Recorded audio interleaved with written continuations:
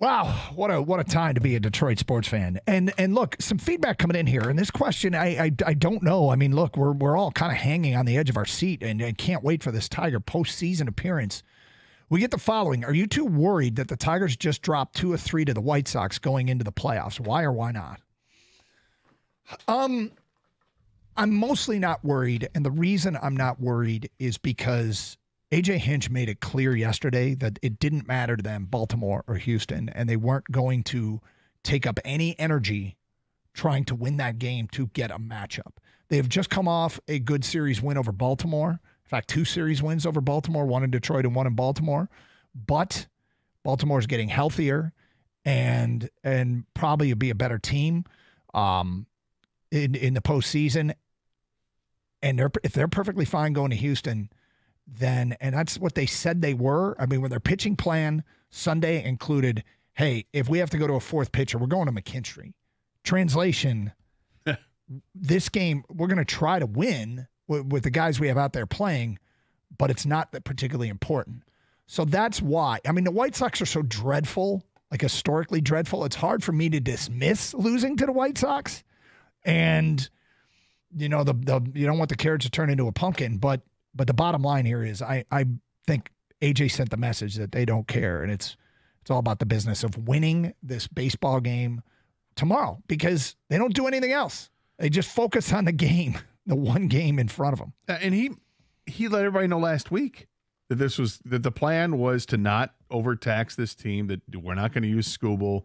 We weren't going to unless they needed the game to get in, they weren't going to use them. Mm-hmm. They weren't going to use him, and he said specifically he didn't care about seeding. They weren't going to do things because of seeding. Now, do the Tigers have an advantage at all because they're playing against Houston, and that's where A.J. Hinch managed for years? Why would that be an advantage? Just having the lay of the land and knowing just the area and trying to get everybody settled in. Like, hey, look, this isn't really foreign territory. I was here for years. We can make this comfortable. We know what it's like. I know what the clubhouse is like and all this. But maybe just on the smallest of scales, that's something that they're not going to be intimidated by this moment because, hey, we've been here. I've been here anyway. Let's make us all feel comfortable, get out there. And it's also a team that they have beaten. All right, they didn't get swept by Houston. They won a couple games against the Astros. But no matter who you faced, it's not going to be easy. Nothing's a cakewalk. But what they can do more than any other team in baseball is say, we're the best team in the league right now. Mm-hmm. Doesn't matter. We lost two to the White Sox. Who cares? Those are throwaway games. Literally, players are probably wasted still on Saturday when they played. Probably.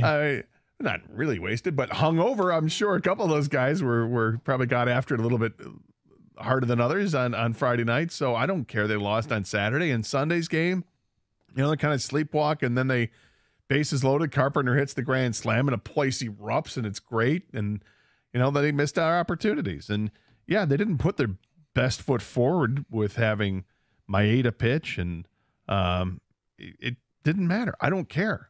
What I care about is getting ready. Take that game on Tuesday with the best pitcher in baseball. Go out and shut them down. Do enough offensively to win, have a 1-0 series lead going into game 2, and let's see what they do. Yeah, I'm not, mostly I'm dismissive of it. But, I mean, the bottom line here is you prefer that they never lose ever. Well, of course, yes. And this being, because it's a best-of-3 series, it's all hands on deck for every game. Mm-hmm. And I like the pitching staff that the Tigers have for an all hands on deck in a 3-game series. Mm-hmm. Love it. I mean, the combinations that you can go out there and bring guys out to pitch in a single inning if it's just gonna be single inning stuff. Jackson Jobe, who's so exciting. I know he's just a rookie. I know he's only got 4 innings under his belt, but somebody can throw triple digits and completely wipe a team out quickly like that. And then you can bring in Casey Mize for an inning if you want to, and he can ramp up that high fastball too. And then of course we know what we've seen from Foley and from Holton and from the rest of them. I really like what they can do in a 3-game series. In a 5-game series, best of 5 or best of 7, it's different because it's stretched out longer, and then you don't have that as much flexibility. A little bit of disappointing news in that none of the games are on TNT or TBS or whoever used to carry games. So I'm not sure we're going to get Buck Martinez. Oh. Yeah. Tigers are on over-the-air television. They're on ABC. But it's not Benetti. It's not Benetti, no. But it's not Dan Dickerson. Well, we get Dan Dickerson on the radio. Yes. And certainly, I mean, I guess we get the early games, right? We're 2:30 every day. And I don't know that sits great with the Detroit fan base. I mean, it's sometimes bosses are cool about giving people an afternoon off. Are bosses giving 3 afternoons off? Are they allowing for streaming of the game at work? I mean, how is this going to work? Because it creates some challenges in terms of productivity with local businesses. What? Well, you could just work remotely from 24 Seconds Bar and Grill. They'll be open at 2 o'clock to accommodate the Tiger crowds.